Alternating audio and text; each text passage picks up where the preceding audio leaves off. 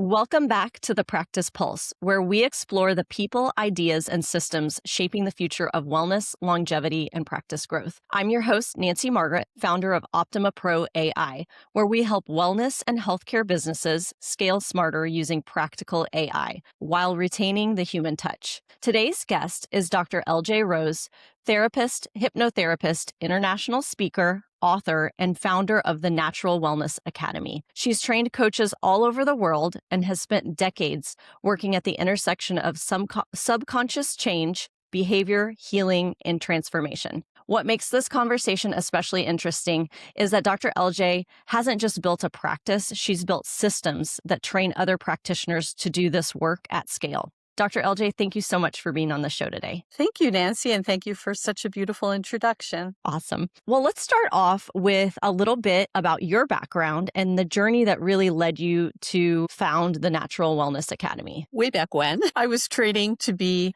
a psychologist, but I was very interested in psychoanalysis. Specifically, I was going to go on to be a Jungian, Carl Jung, psychotherapist or psychoanalyst. And at the time, I was a Spanish language court interpreter for the court system. I was in LA County at the time. And I started to really be aware of how much people were influenced by their thoughts, by their programming. And I started to get interested in hypnotherapy since it can directly speak to the subconscious mind. So at the time, I became more cross-cultural psychotherapy is what I did my doctorate in.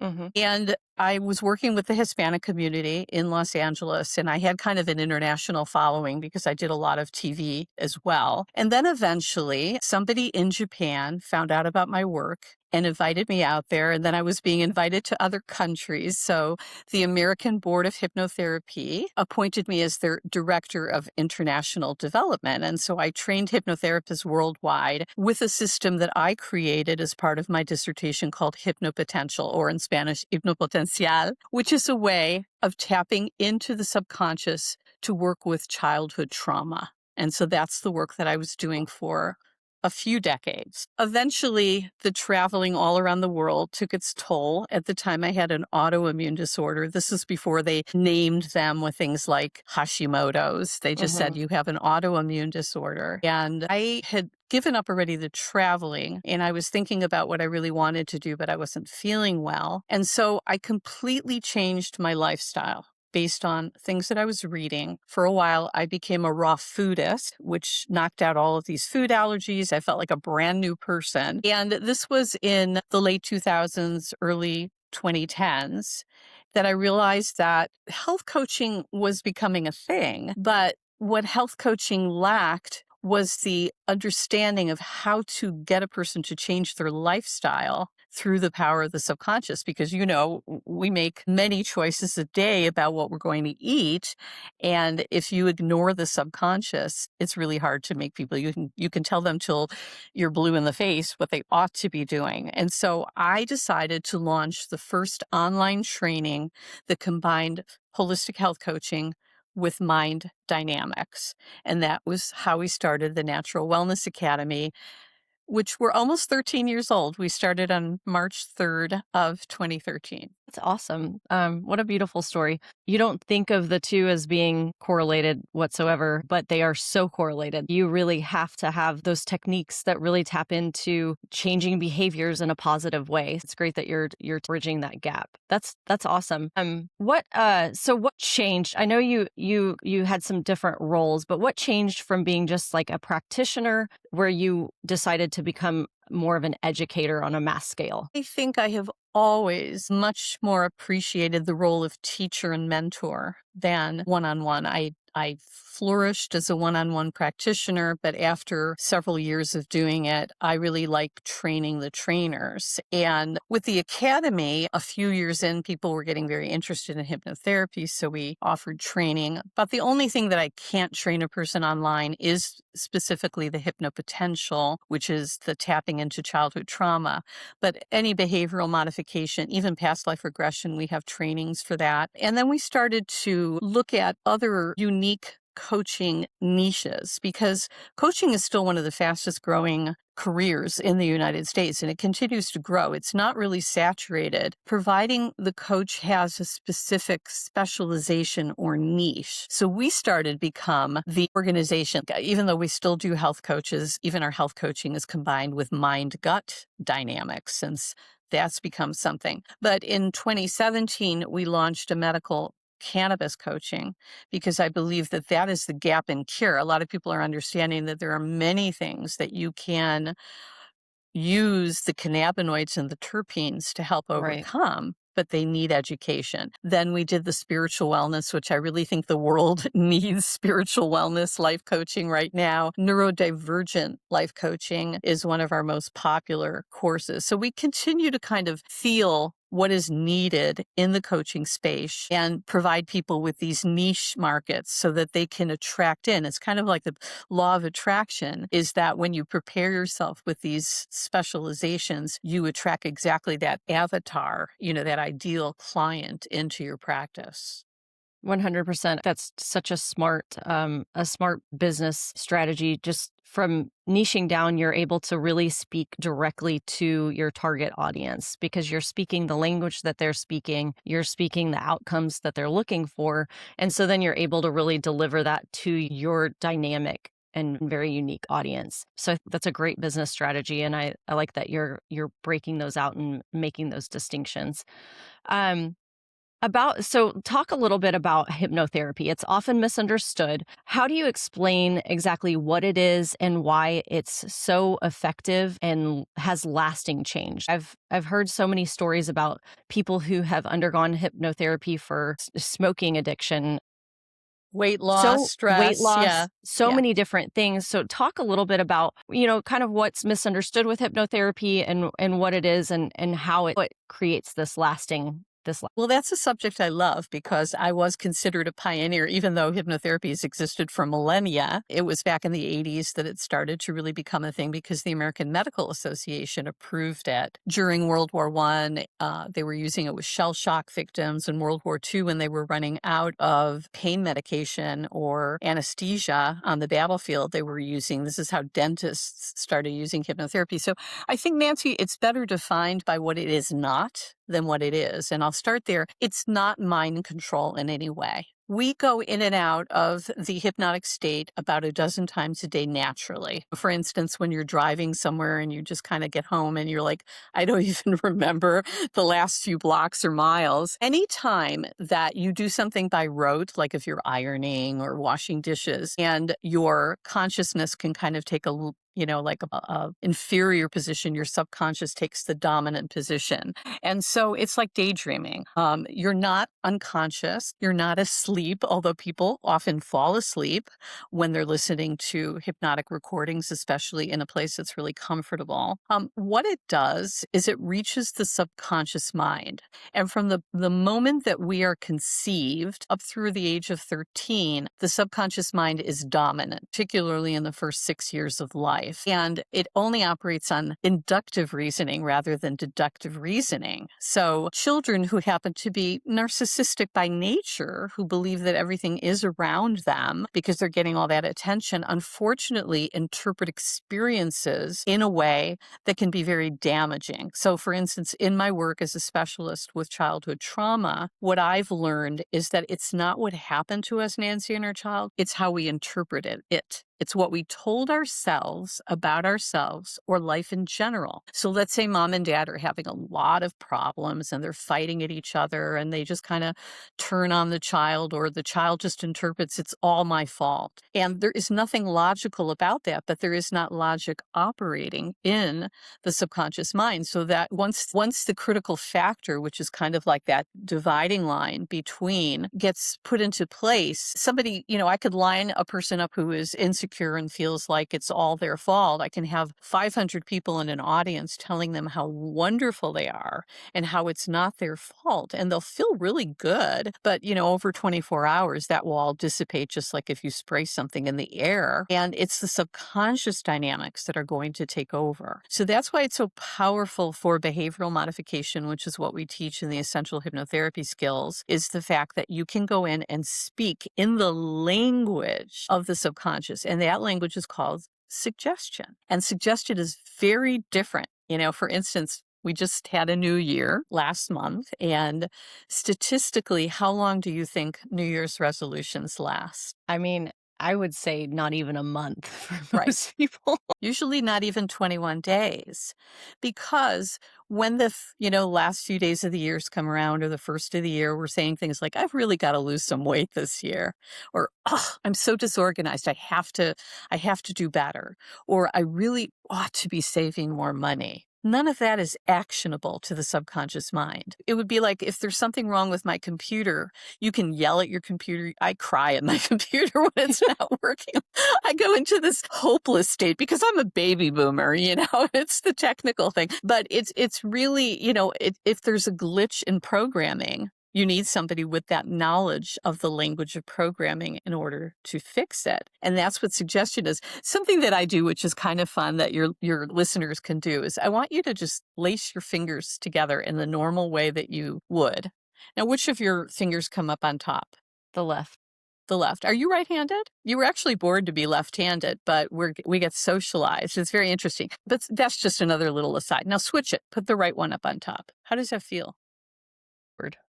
Awkward. That's a really Yeah. good word. When we start to use suggestion, it feels very awkward. It feels like we're fibbing. It's kind of like we're lying to ourselves. So we don't know how to speak to the subconscious mind. All hypnosis is really self-hypnosis. Really, all the hypnotherapist does, that's called heterohypnosis, is guide you into this natural state intentionally and speaks to the subconscious mind in the language that it understands to enable change that will be much more lasting. Because otherwise, we're trying to force our willpower to make change. And willpower is part of the mind that maybe is 12% of the mind power. So when the movie, came out, the Titanic, in the late 90s, that gave a really good visual of the iceberg. And they say the iceberg, what you see above the water, those mountains of ice, is really only 10%. Right. Of the bulk. And that's what happens when we use your willpower. You could be a very strong person.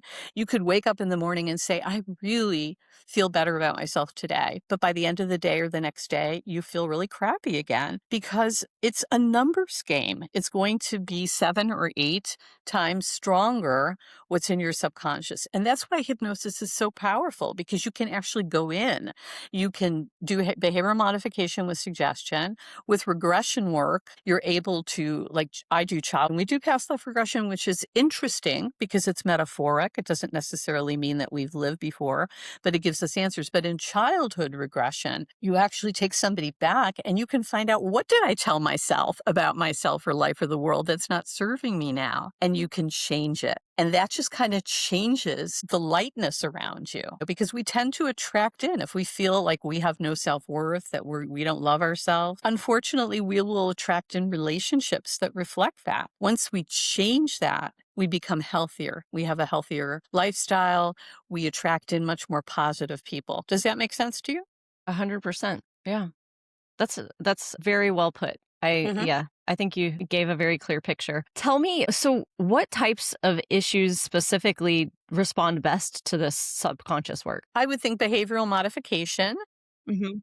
Like you mentioned, stopping smoking. I once did, when I lived in Southern California. I actually live in Tampa, Florida now, but I did this one project where I would go from county to county and do this weight loss and smoking cessation, which was actually, but that type of thing needs to be backed up with a recording that you listen to. So the behavioral modification works very well. Stress is a habit. Any habit that you want to change, everything is a habit. For instance, if you snack a lot, you have the habit of snacking. I call that the anti-habit. And I'm very happy to provide to all of your listeners a book that I wrote called A Year of Positive Habits, which shows you how month by month, and you could just choose whatever theme. It doesn't have to be like, if you're in February, you don't have to choose that month, but you choose it and you work on it for 21 days. And you've got communication to your subconscious mind in the correct format. And so any behavioral habit. Now, Sometimes our habits are really backed up by negative self-image, attitudes, belief systems. And that is what the deeper elements, the deeper training that I do, when we do this more one-on-one, or we do retreats now. So we're starting to add like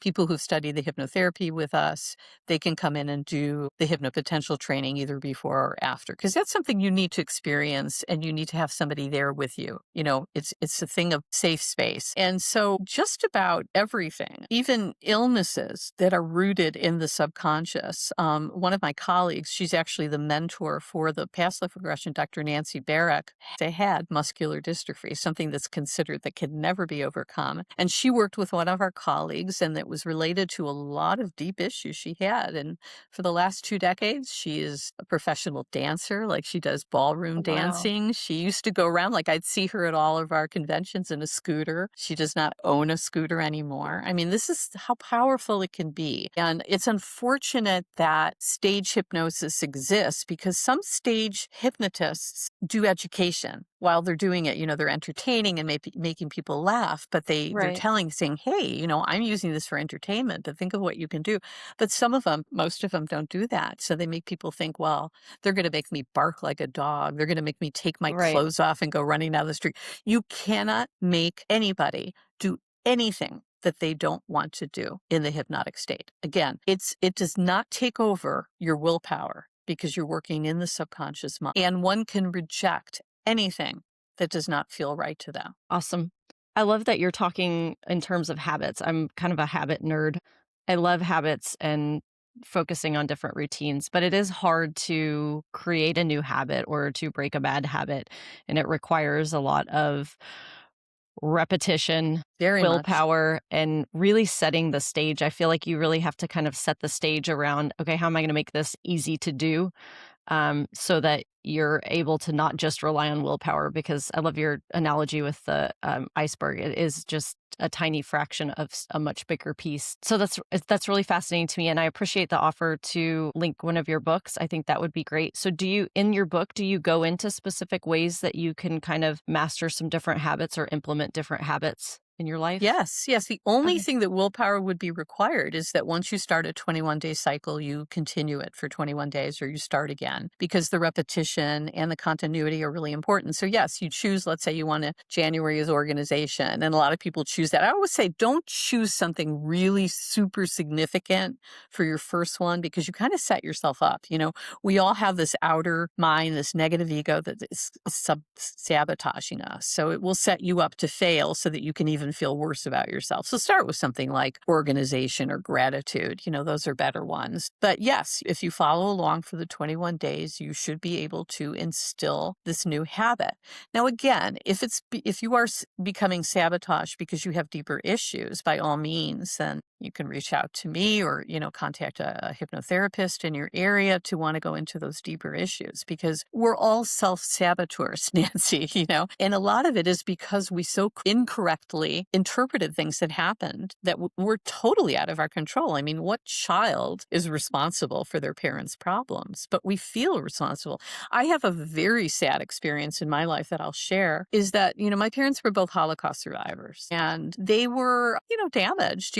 My mother was a hidden child, but her mother went to Auschwitz and didn't survive first selection. My father was there. She was in Belgium. My father was in Germany. He got out, but it was after Kristallnacht, which was a very scary experience. And he came to the States. He was a radio operator in the Army Air Corps, but they didn't have good parenting skills. And my mother was this very beautiful woman. She was an artist, and she was volatile.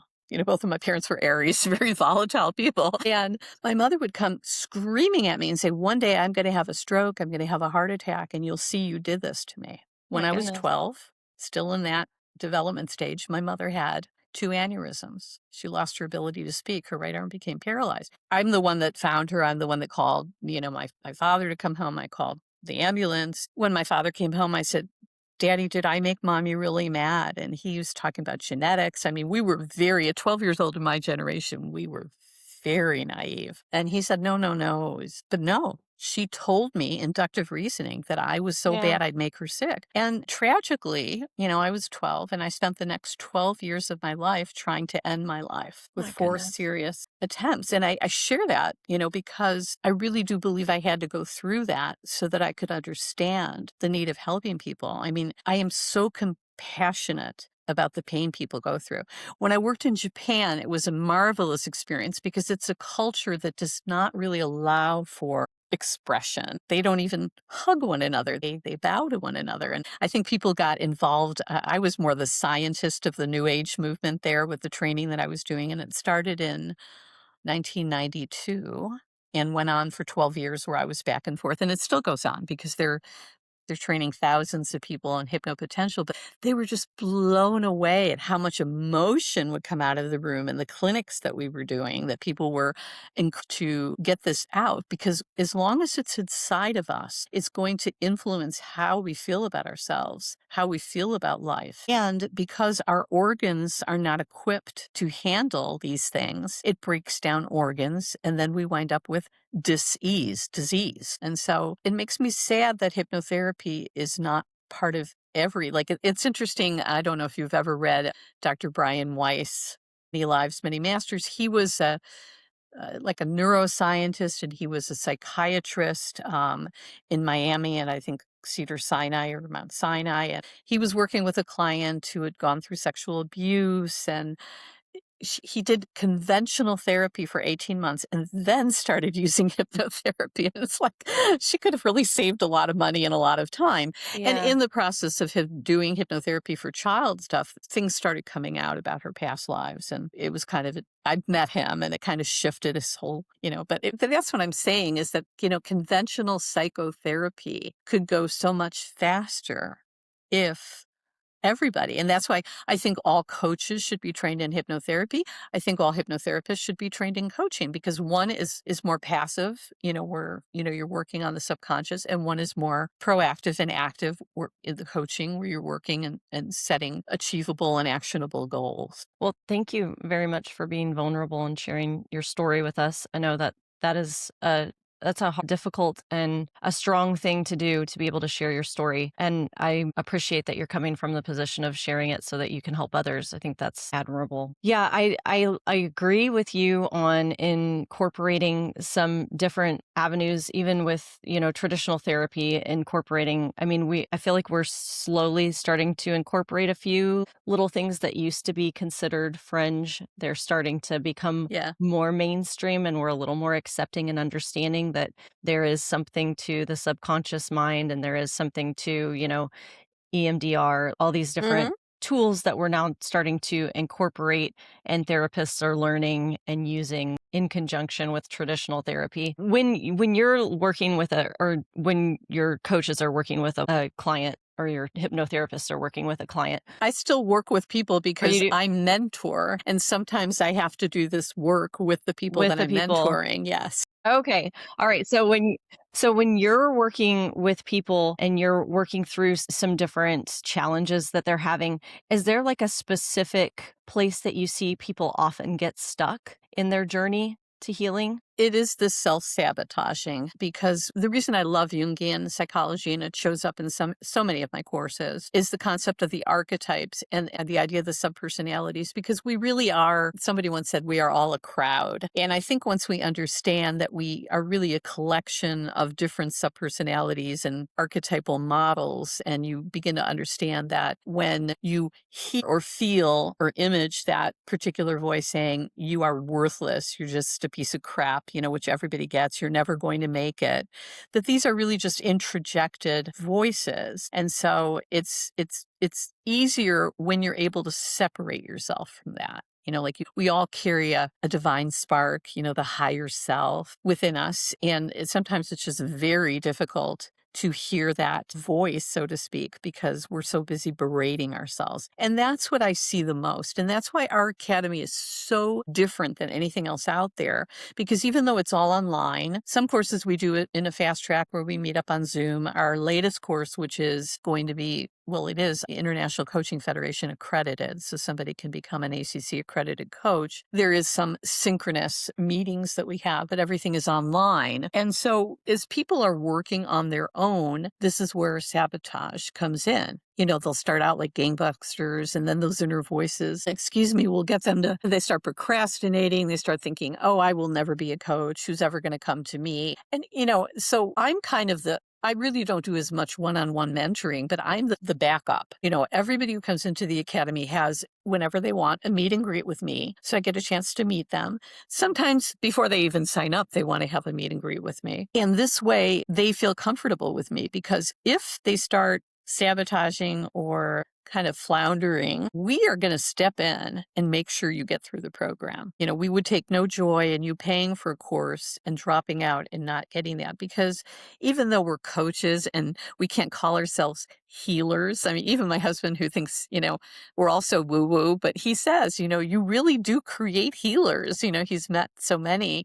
And we feel that if somebody has been drawn to our academy, they're part of that tribe who's empathetic, passionate, recognizes that the world needs healing, and is going to do something about it. And all of our courses are based on holism. So they all have elements of mind and body and spirit, even health coaching. And sometimes we give people the ability to add on, if they want to cast a wider net, you can add on the holistic health coaching, because sometimes issues might be involved in lifestyle at a much reduced price. I think something like 2% of our students go on and take another training with us, which is a really high Wow. percentage. So that's what happens, is that I think more than anything, what keeps people from success is that outer mind, which keeps capturing those interjected voices, recordings. Like I used to depict them as little cassettes, and now it's more like a jump drive, since we've Right. evolved.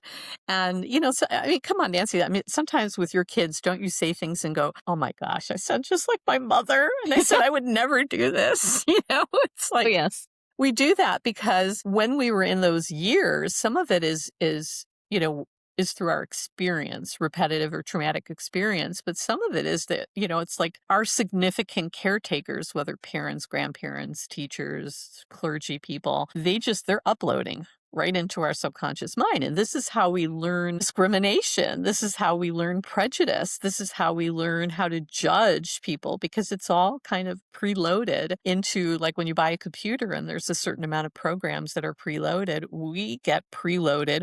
Plus there's generational trauma. That was the direction I had decided to go in, of course, being a second generation Holocaust survivor.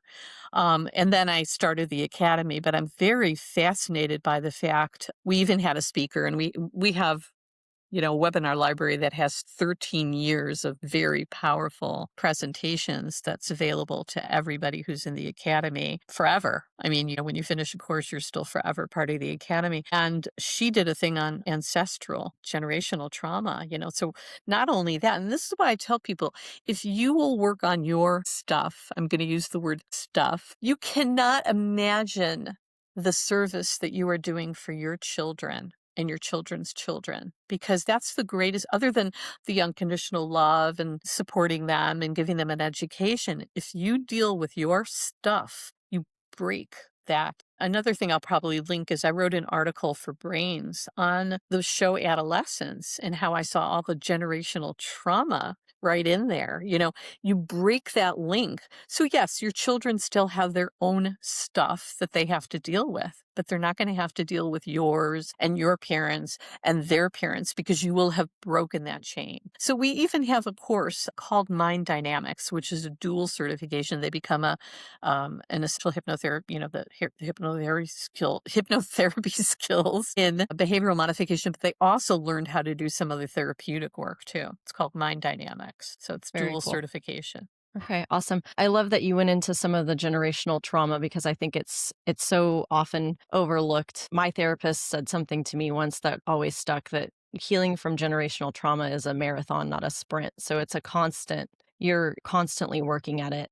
And I try to convey that with my children in terms of I'm constantly telling them, I might not always make the best decision. but I'm making the best decision I know how to make in that moment, and I'm learning from my mistakes, and I'm working to do better every day. So I think, and I think it's important too with children to have that kind of conversation and let them know that, I'm human and it's okay to make mistakes and it's okay to apologize. As parents, doing a little more apologizing when we do something wrong really sets the I mean, stage.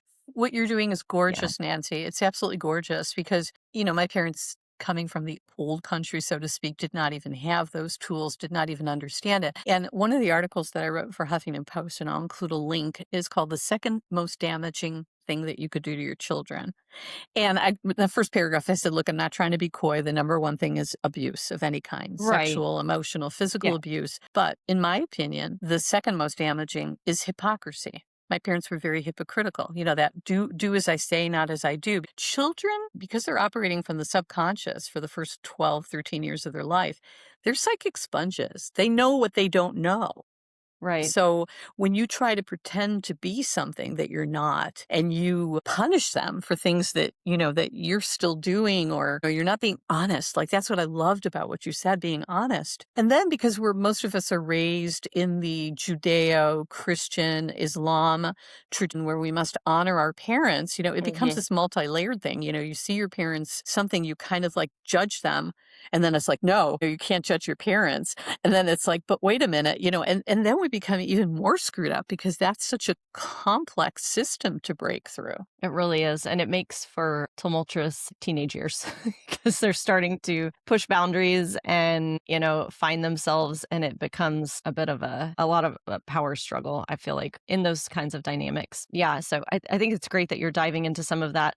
I love the idea of you said past life regression. What was the other one? The childhood regression The where you go. childhood regression. And then Yeah, we have other modalities, like in the spiritual wellness program, we have a modality that deals with the archetypes, that, we all have, issues with our parents. So you're dealing with the mother archetype or the father archetype, and that's a way of kind of giving, we are populated by all of these universal symbols, which are called the archetypes, and they want their time in the sun. So if we're repressing ourselves, if we're not allowing ourselves to be the fool, to wander, because really what the tarot deck is, it's nothing to be afraid of. It's really just a pictorial depiction of the hero's journey, all the different stages that they have to go through to break free from the collective and be the world, be the divine androgyne, which is to be fulfilled in yourself. And it's possible. I mean, I really seen especially the uptick in the interest in the spiritual wellness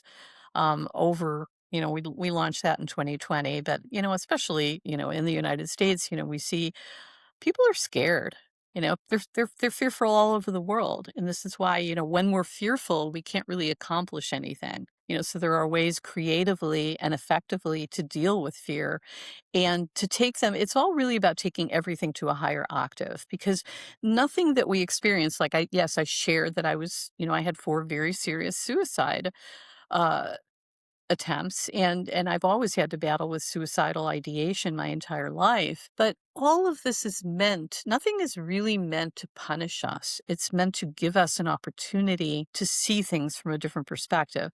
And that's the beauty of the spiritual life coaching course. But yet even in neurodivergence, which is geared towards people who are on the spectrum at some level, whether it's ADHD or autism, there is also a spiritual module, so we're approaching everybody at all levels. right. That's awesome. If you don't mind, could you just list briefly kind of what courses you have available? There's so many. What we Okay. do have, we have a nature therapy guide, mind dynamics, holistic health coach, holistic health combined with mind gut specialization. The mind body spirit life coaching is now the new one that will qualify a person to be able to be eligible to sit for the exam for the International Coaching Federation, which is considered the gold standard in coaching. The mind dynamics, there's probably a few, but what's really cute and fun is if you go to the naturalwellnessacademy.org and you go to the coaches page, we have 2 things. We now have a comprehensive chart which kind of gives you kind of a compare and contrast. But in terms of niche, finding out what your particular interest is, there's an 8-question little fun quiz that you take. We haven't interwoven the Mind, Body, Spirit life coaching because we released that before we launched that course in January. But that's a really fun way for them to find out, what is my area of Right. specialization. Some people are real nature people and they want to be in nature, and you can coach people by taking them out into nature. And that's called the, nature therapy guide. So there's a lot of different ways, but a lot of people now are coming back to get that mind, body, spirit life coaching because they really would like to have, their master's degree in coaching, which is what Right. ICF eligibility is considered. Okay. So I think that the little quiz is great. I think that's a great way to help someone really dive into, because sometimes it can be overwhelming when there are too many options. But it's great that you have something that allows you to dial in if something doesn't immediately call out to you. Let's dial in what your expertise is going to be best used for. Once someone signs up to be a coach, what does their training journey look like from like start to certification? As soon as they sign up, and also, if anybody's listening to this and you really, there's a lot of courses that draw you and you would like to get my opinion, I'm happy to set up a 45-minute meet and greet with you, either by phone or on Zoom. So when you sign up and you're able to either use, you get 10% off, if you pay in full, or there's a very affordable payment program. We really keep our courses, like right now, our Mind, Body, Spirit Life Coaching, we launched it at 3,500. Most of the courses are closer to 8 to 10,000 that are giving you this eligibility. We like to keep things affordable. So once you sign up, you get immediate access. You get a autoresponder. We like people to start with the orientation just so that they understand how the learning management system. And then within the same day or within a day, you're going to hear from our student ambassador and liaison to introduce you to your mentor. And they do something called the mentor candidate worksheet. Um, with the worksheet, you're giving insights to your mentor. And also, even though some courses you get 18 months, some courses you get a year, some courses you get 9 months, if you have a goal to finish sooner or you want to use the entire time, they can set up kind of a very flexible schedule for you turning on. And then they start, if they need a book, if there's books, we send the books, usually through Amazon. If it's a book that I've written, then I sign it and we send it through regular mail. And we have Facebook forums. In some of the courses, we do a WhatsApp group so that people can communicate, because we have students now in over 40 countries around the world. Wow. Because it's online and I always want to pronounce it asynchronous. I don't know why I do that. I like the sound of it better than asynchronous. But anyway, Maybe we should change it. yeah, because I know I used to say that and people will kind of look at me and I'm like, I think I'm pronouncing this word wrong. But anyways, because we're asynchronous, people can work at their own pace. The mentoring relationship is very special. You get to have 2 45 to 1 hour, nobody's going to cut you off at 45 minutes sessions. I always say save one kind of towards the end so that you can brainstorm, with your mentor, like what your practice is going to look like too. But your mentor also, we read and we operate through what's called learning experiences, and they're very actionable. It's not just memorizing and regurgitating or taking tests. We want you to start to feel like a coach. So we'll put you in hypothetical situations, or let's say you're going to do a podcast, and what are your 8 talking points so that a person gains confidence. We feel, Nancy, that our educational system is just cutting edge, and we keep everything cutting edge. Like with the cannabis course, we constantly have to renew because there's so many studies that are going out. So our number one goal with somebody is confidence, because again, law of attraction, when the teacher's ready, the student will appear. So everything that we do, so when I'm mentoring, and I mentor a lot in the hypnotherapy, I read we all read every single word, and we comment and read, and we give we never kick something back unless we really feel that the person didn't understand that Right. particular aspect, or if they didn't, maybe I'll explain it. If it seems crucial, then, we might ask them to redo it, but we're always looking for what's right. We're not looking for what's wrong. We want you to be you, Right. so we don't want you just to go into AI and have them answer the question for you, because, it's what you have to say. It's your authentic voice that matters. That's what attracted you to the Natural Wellness Academy, because you want to be authentically helping people in the world. And if you think you need to be perfect, to be a coach, listen, change is a process. It's not an event. And if I had to be perfect, I never would have been a therapist or a psychologist, and I still would not be. I'm a work in progress, just like you are, just like Mhm. everybody is. And we acknowledge that. But when you go through our learning experiences, you definitely feel ready to take on. And plus, we have everybody gets access to the webinar library. And also, we have what's called the Essential Effective Coaching. So that it's how to build your business. And we give you all the Mm. forms that you're going to need. Courses have specific forms. Like in cannabis, you need to have specific forms, because of what you're doing. But, we have this courses that available, to how to build your business. It's great that you're providing some of the business side of things because I think a lot of times you can see courses that are training coaches and they're legitimately just training, here's how you coach someone, but there's nothing on the back end of, okay, how do you set up your business? How do you attract the right clients? How do you support your clients moving forward? So I think it's wonderful that you incorporate that as Yeah, how part do of you your. brand yourself? How do you determine we even have a guided meditation to determine what your avatar is, your ideal coaching client. So we're always using that kind of mind body spirit. We teach, that's another thing we do. We don't just all teach to visuals, who like to read. I like to read. I hate watching videos. Literally, I'm a Twitter fan. I will never call it X. And if there's a video, I will actually go into the comments to find out what the video says. I love to read. But, some people are auditory, some people are kinesthetic. So they learn through those actionable activities that we give them.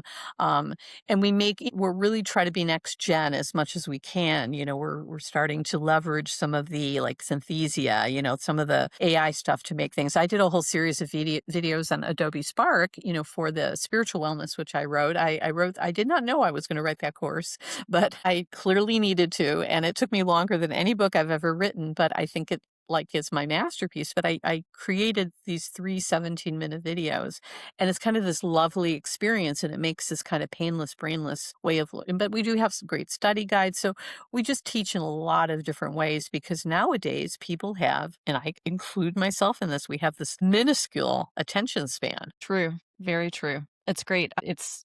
It makes sense because you're teaching a holistic approach to coaching and now you are creating a holistic approach to the business side of coaching as well. So you talked a little bit about how you help guide the coaches through building out their avatar. You've built a global audience. Clearly, you have a steady pipeline of clients and coaches. What has worked best for you in attracting the right people? Is it speaking, referrals, content, partnerships? Like Yeah, what's the I think best for you? these joint ventures and partnerships we've had a few people over the years contact us and say we'd like to list you on our website, which compares and contrasts. And, I'm always so available for them, and, they get such good feedback about us. For instance, Life Coach Magazine, they do write-ups about us all the time. Every time we launch a new course, they'll do doing these. We have a really generous affiliate program too. So we get a lot of referrals from our candidates and graduates. We always pay, and we love to pay out those affiliate fees too, because if you bring somebody into us, we want to acknowledge that rather than just saying thank you. We want to put some money in your pocket too. So, it's just we've been around for a while. So we're coming up. We blog a lot. Last year, we made it our point to really increase our SEO. And that's the important thing, too. When you talk about building your practice, you're not just an entrepreneur when you are a coach, you're probably a solopreneur. Mhm. I mean, we talked about, using virtual assistants and things like that. And sometimes that works out well and sometimes it doesn't. Yeah.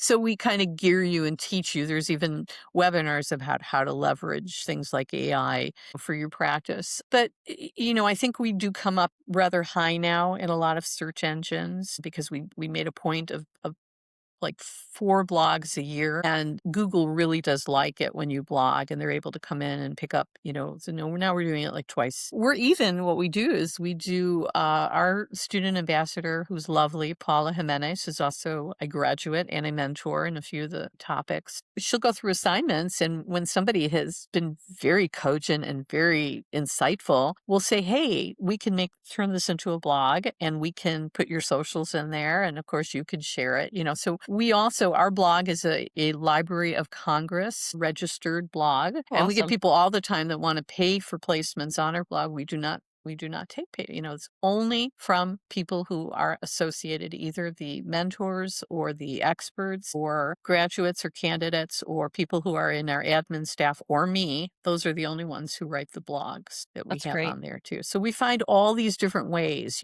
in my latest fast track, which is a group of students that they did not function well, completely asynchronous. So we last year launched this ability to do a 6-month what I had them do, and it was a lot more work on me. I mean, the board was like, seriously, this is like a lot more than you charged people for. Instead of having everybody do a final project, which some courses require, spiritual wellness doesn't, but because it was a fast track, I said, no, I want everybody to do a webinar on a subject that fascinates you. And I'm going to teach you how to do a webinar.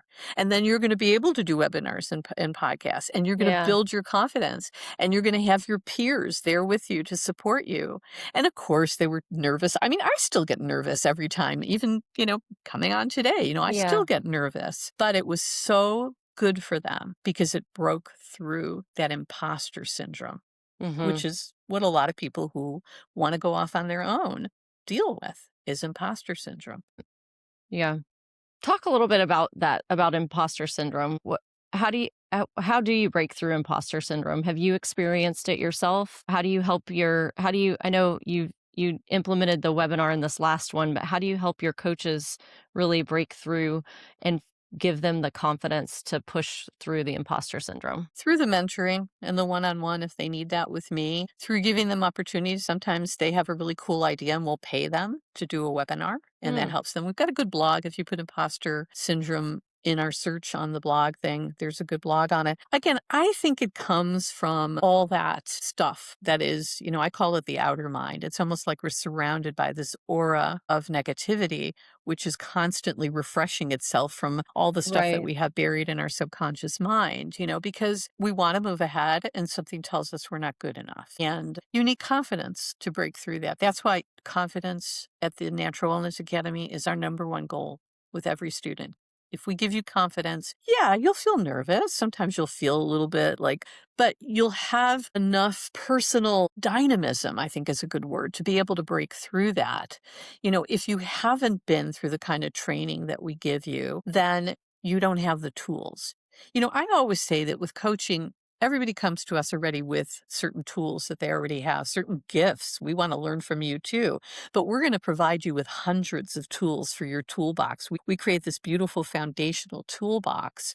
And the more tools that you have, the more you're going to be able to break through that. And I think for most people, they have a hard time with imposter syndrome because they haven't separated themselves out from that inner voice or feeling or image. And I say that because not everybody's visual, not everybody hears a voice. Sometimes you just feel less than or Right. unworthy. Sometimes you get images of failure, or sometimes you hear that inner voice say you're never going to succeed. I think really, the more that you understand that that is not really you, it's almost like if I were to teach a parrot, like let's say, when is your birthday, for instance? What month and day? November 29th. Okay. 82. Oh, one of my doggies just got that birthday too. Anyways, Oh. but let's say, okay, so I'd have 10 months to train a parrot. And let's say I was a person that had a really bad sense of humor, and I actually have a very great sense of humor, and I wouldn't do this. But let's say if I were going to teach it to say, Nancy, you're dumb. Nancy, you can't do that. Nancy, you're never going to get ahead. Stupid. All that stuff. And I sent it to you on your birthday, and you heard it saying that. And I say to you, would you believe that bird? No. No. But yet, we all believe that bird Right. because that's what's going on, is really like this. We had a mynah bird when I was growing up, and the only thing he ever learned how to say was, hello there. I still remember that. But, still, we believe the parrot. We believe that voice because we haven't learned how to separate ourselves. I love that. You need to write a book called Shoot the Parrot. Well, that is just, I'm a vegetarian, so that would kind of freak That me would out not a be little good. bit. No, maybe something along that lines. It's Free a the good, it's a, parrot. free the Just free parrot. the parrot. Send the Yeah, parrot I on have a its book way. called Your Mind, the Owner's Manual, and my publisher doesn't have it on Amazon right now because he ran out of, I think, a second or third edition. We just put out, and he let me do that on my own. We do have the 25th anniversary edition on that one. And Cool. that really goes into a lot of these elements too. And we use that. There's a couple of my books that are used as textbooks, but mainly we use phenomenal writers that are out there in their field. Awesome. Let's talk a little bit about some of the systems that you have that support your work. So, as your business has grown, what kind of systems have been the most important, whether it's onboarding, education delivery, communication, follow-up? Like do you feel has been a key system that you've used throughout the scaling of your business? Yeah. Well, when I started, I was just delivering the assignments via email. And then we built the learning management system so that all of that could be, that you upload your assignment, you have access to the next one. So obviously having a system, a learning management system is important. The mentor candidate worksheet became a really good system for us because it gave us insights into the goals and the wishes and dreams of each student, and also to be able to give them, some people just kind of need a schedule. And it also gives us that kind of implied consent. Like if a week has gone by, you know what, we might reach out and go, hey, just want to check in with you. How are you doing on, module 3 or whatever. We combine the position. They used to be separate, but with the student liaison who does the student agreements and sends out the mentor candidate worksheet. And then we have the ambassador, the student ambassador, because in addition to the mentor checking in, the ambassador reaches out to every student at least twice during their time. Because sometimes people time is going by and they do have an opportunity for just a fraction of what they paid to re-up for a year. Hmm. But, and they can really only turn like 3 assignments in. So somebody's has 6 assignments left and they've only got a couple months. We want to make sure that is a good system for us too, because we've grown so much. We do need to have admins. Hmm. I mentioned to you, we're just not great marketers. I mean, we've done really well, but I mean, now we're actually leveraging marketing. We hired a digital marketing manager. She lives in Orlando. We live in Tampa. We're meeting up in Lakeland, which is halfway in between Oh, this wonderful. weekend. So that's kind of nice too. A system she makes these really nice little reels. I'm not a social media person. I mean, Facebook is like I catch up with people I went to high school with and birthdays and whatever, but I'm just never been good with the branding like that. But she keeps us on Instagram and TikTok and creates little reels and things like that too. That's wonderful. Yeah, that'll probably increase engagement even more. So, where do you see as your business sits now? Where do you still see friction, like things that work but they could work better, or programs that that you want to continue to kind of expand your reach on? I've had a few people over the last year reach out to be interested in investing or acquiring the Natural Wellness Academy. CS is probably, I mean, we're doing well, but the CS is probably 10 times larger than we actually are.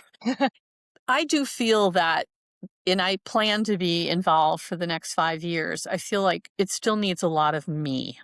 That would be something that I would love to leverage, is finding out how I can. And there are people that I'm looking at to take over, but I think it's going to take more than one person, to do that. So that would be something. The accounting. I mean, of course, some of it is done automatically because we get the monthly, reports and all that. But I've never been really good at that back end stuff too.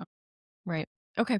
Cool. So, when it comes to advice for other practitioners or coaches, therapists, coaches, healers, those who are listening who want to build a sustainable practice like yours without burning out, what kind of advice would you give them? You will need some help, even though you are a solopreneur, and you might be able to exchange services, try leveraging that, where you can give a service, in return for a service. You might need some help, if you're not a great, influencer type, getting your brand out there. Definitely, at least, I mean, we do have things in our webinar library, on these subjects, but you can even attend classes on the things that you don't know. I mean, I think what you're doing with AI is really interesting, and I'd love to know, what Optima can do, to help us Yeah.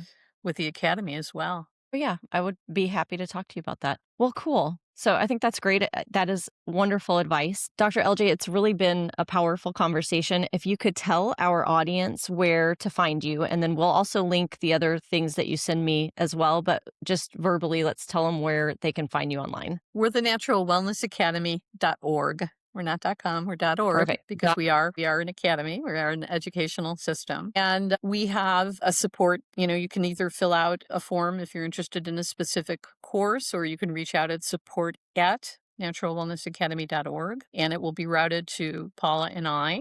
Um, and we wouldn't need technical support at this time, but we always have technical support on every page too. And it's so rarely used, and it's usually because a person's logged out and they don't realize that they're They logged don't out realize because it. the system logs you out automatically for safety every few days. And yes, I will list. There's there's a page that you can download the Year of Positive Habits, and I'm going to list out a couple of those articles that I referenced that I think will be very helpful. And I appreciate that. yeah, and you can also, I think if you write Dr. DRLJ, DRLJ at naturalwellnessacademy.org, that should probably route to me in case you want to write to me specifically. But I always see the support at emails. I'm kind of in every. In everything. Yeah. Well, I'm not in that, one-on-one that each, we're too big now for me to be involved in every single student. But I do know every student. It's amazing to me at my advanced age that I can still remember about students, the details that they tell me about their lives.